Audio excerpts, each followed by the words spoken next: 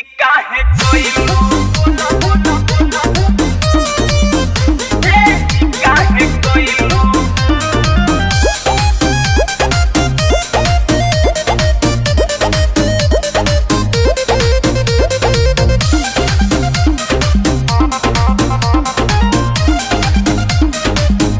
हमर नया नया गवना नया तकिया बिछावना लइका तोहरे के पापा कहता हमरा राजा जी के चाचा कहता अरे करे से ना मामा कमहिलू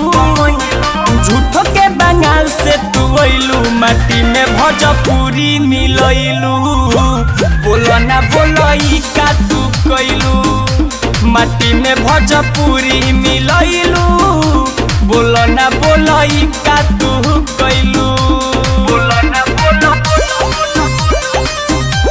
बोलो ना बोलई का तू कइलू म्यूजिक बाय पवन यादव। 200 के कहीं से झड़लू जपार वही घड़ी भइलू सुपर स्टार। अरे पावर स्टार का पावर आ गया तुम्हें 200 के कहीं से झड़लू जपार हो गइल रहू वही घड़ी स्टार। एक कहीं चीज हुई आप खुश कतना के कइलू कि नाम भोजपुरी के डूबैलू बोलो ना बोलई का तू कइलू झूठो के बंगाल से तू अइलू कि नाम भोजपुरी के डूबैलू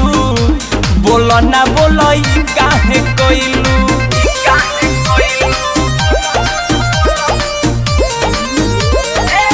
काहे कोई म्यूजिक बाय पवन यादव। कहत रहू राजा जाइना बहरिया कांड करे लगलू घर के भीतरिया बताओ भरोसे न उठैलू कहत रहू राजा जाइना बहरिया कांड करे लगलू घर के भीतरिया हमरा ससुर जी के खूबे पढ़ैलू तू तो ट्रैक्टर के ड्राइवर बनैलू कि नाम भोजपुरी के डूबैलू